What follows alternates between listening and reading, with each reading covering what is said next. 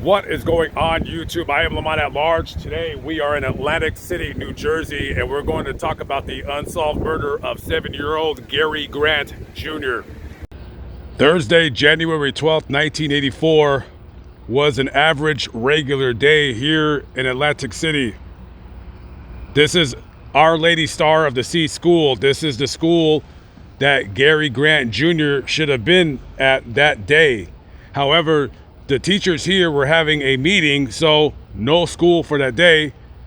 So the previous night, Gary Grant's mother allowed him to stay up later than usual and watch TV. He slept in that day, woke up, came downstairs, had breakfast, and his mother asked him, "Hey, what are you gonna do today?" And he says, "Well, I got an appointment at 2:30 p.m. And kind of an odd thing for a 7-year-old boy to say, you have an appointment. I mean, you're 7 years old. And Gary's mother didn't really think much of it. So he goes outside to go play with his friends. Now, Gary's mother told him to be back at 4 p.m. because dinner would be ready soon at around 5 o'clock, 5:30 or so. Gary Jr. was never late for dinner. That never has happened. So 4 p.m. comes by. Maybe she doesn't think anything about it. 4:30, okay. He's still not home yet, and that's unlike him. Totally unlike him. So Gary's mother, May,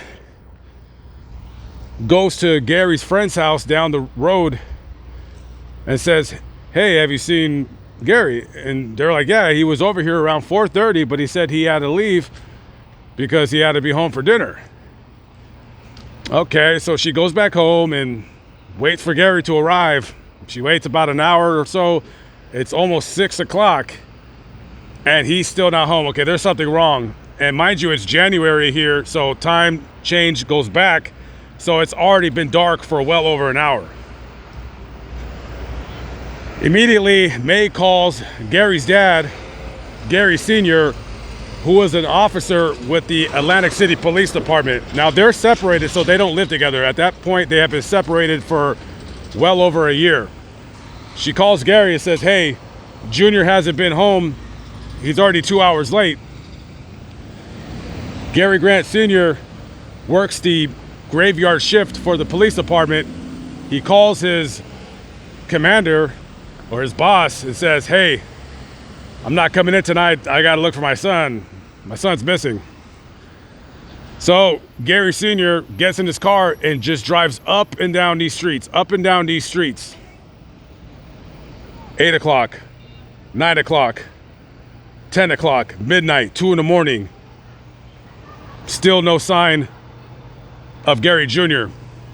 You basically have the whole Atlantic City Police Department on notice to be looking out for Gary Jr. Now, because of the department policies, Gary Sr. is not allowed to be an active member of the investigation. The sun comes up, Friday morning, still no Gary Jr. Still, his dad is not sleeping. His dad is driving up and down these streets looking for his son. Friday morning rolls into Friday afternoon, rolls into Friday night, midnight.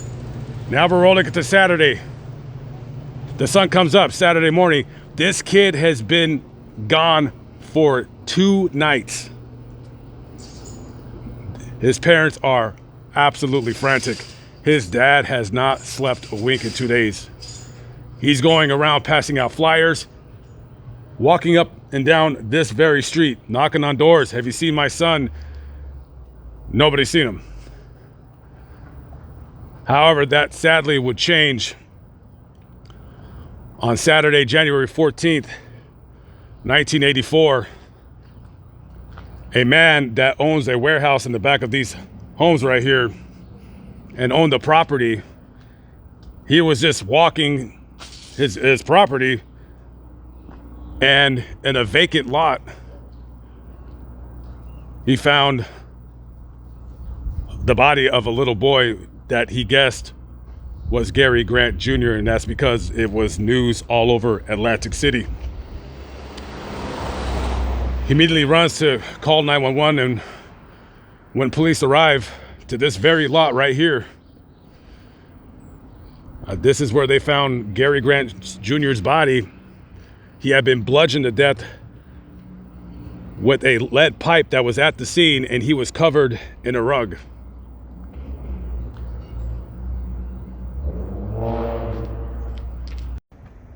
Just by dumb luck, you had probably a dozen Atlantic City Police Department squad cars here, and Gary Grant Jr.'s dad rolls up to the scene and sees a bunch of detectives and policemen right past this gate right here.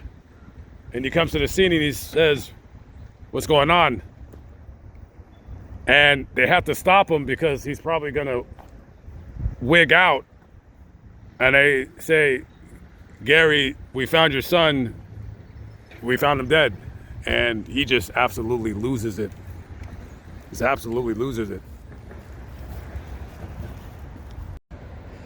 What kind of sick, deviant bastard would crush a 7-year-old boy's skull with a pipe and just leave him in this vacant lot for the elements?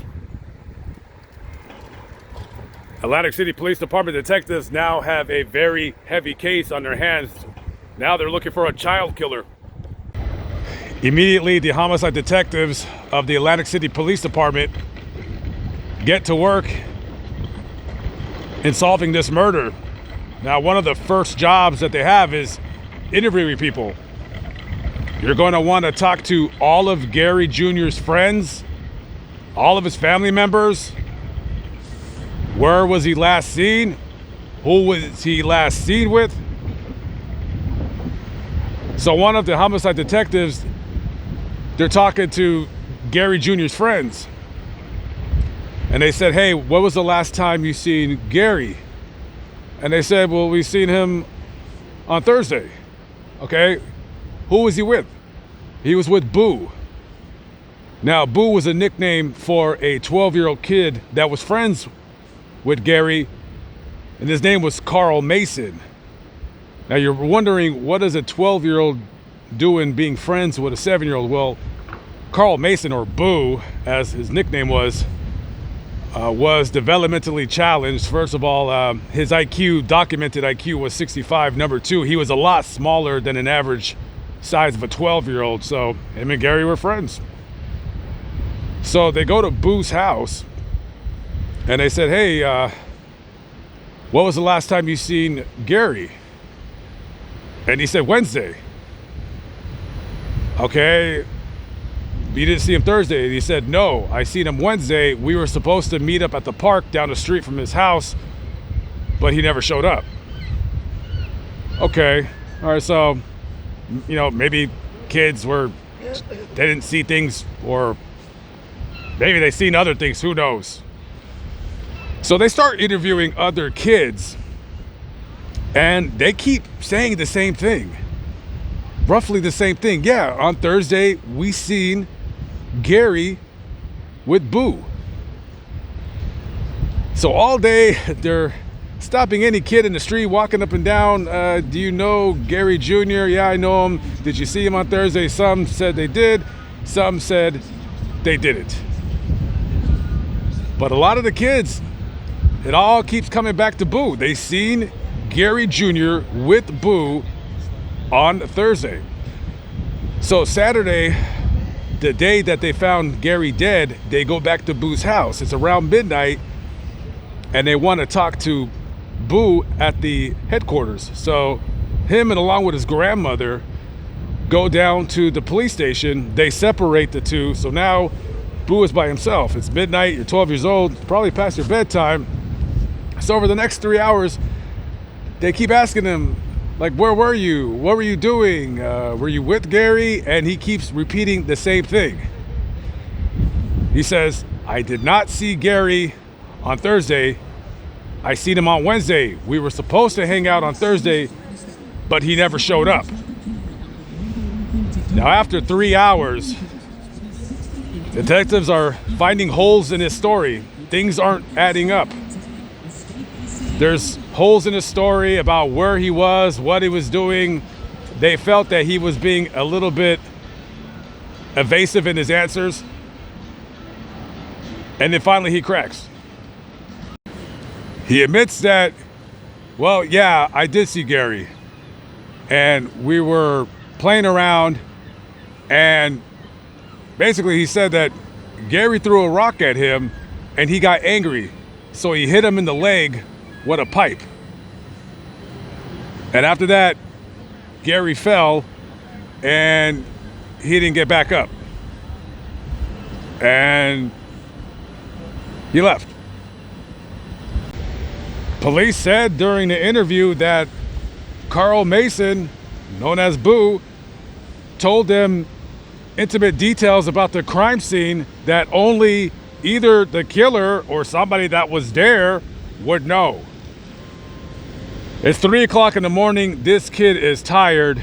They want to get a signed confession. The police type up the confession, bring in Boo's grandmother, and they just said, hey, sign the confession. If you sign the confession, hey, you could go home. And then Boo tells them, well, I didn't kill Gary, but I'll sign it. And, you know, they said, yeah, sure, kid, just sign the damn confession and so we can throw your little butt in jail. And as he's signing it, he said, okay, I'm going to go home if I sign this. And he told them verbally, I did not kill Gary Grant Jr. He signs the confession. Immediately, they take him to the juvenile detention center, I believe in Egg Harbor, which is about 7 or 8 miles up the highway from here. And so he sat there for a while. However, he kept stating, I didn't kill Gary Jr. He told his grandmother he didn't kill Gary Jr. He told everybody, he told the detectives, I did not kill Gary Grant Jr. So I want to say maybe a month later, there was a court hearing to see if his signed confession would be admissible in a court of law. And the judge weighs the case and he says, listen, based on verbally him saying he did not kill Gary Grant Jr., you have a 12-year-old boy who's mentally deficient. He has the IQ of 65. It's 3 o'clock in the morning. I feel that this was coerced. You told him, and he said that if I say I killed Gary, I get to go home. So this little kid is thinking, I'm going home. However, there were certain details of the crime that he knew about. And also, I forgot to mention the polygraph test. So a couple days after he had gotten arrested and booked, he took a polygraph test. The first test was inconclusive. The second test, it was a little dicey. The part where he says, I did not kill Gary Grant Jr., the lie detector test said that he was telling the truth. However, there were some deceitful answers in other questions. So basically, the police said this: if Carl Boo Mason didn't kill Gary Grant Jr., he was bare minimum at the scene of the crime. However, when you factor all of that in with the proof, they chose to not proceed. They said, yeah, his signed confession is not going to be admissible in a trial. So that was it. The charges were either not filed or they were dropped. And Carl Mason, 12 years old, was released from the detention facility. And that was it. It's been over 35 years now that this murder has remained unsolved.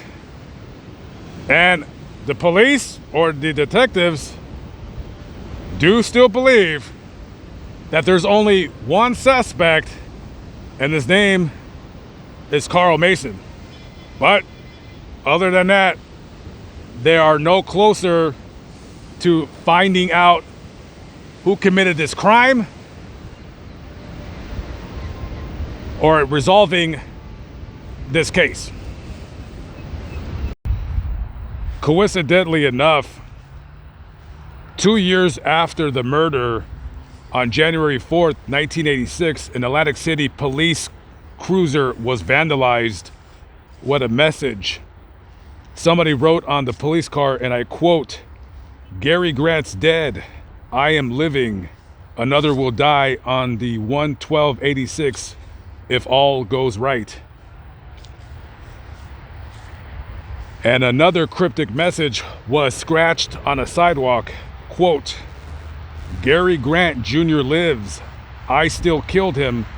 Son of a pig officer. Payback as a MF." And on top of that was a very, very eerie 911 call. Decent fire. Yes. Is it possible for me to collect the reward on my own self for the murder of Gary Grant? No, how if I did it myself and I want to collect the own reward? If you did it? Yeah. Well, suppose I hook you into the Detective Bureau. No, it's okay. I mean, that's on the... Make sure they know that's not a crank call. You'll never be able to catch them. Some very strange instances indeed. You can chalk it up to maybe somebody's crazy, playing a prank, playing a joke.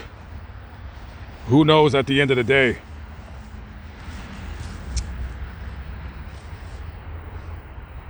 This here is the grave of Gary Grant Jr.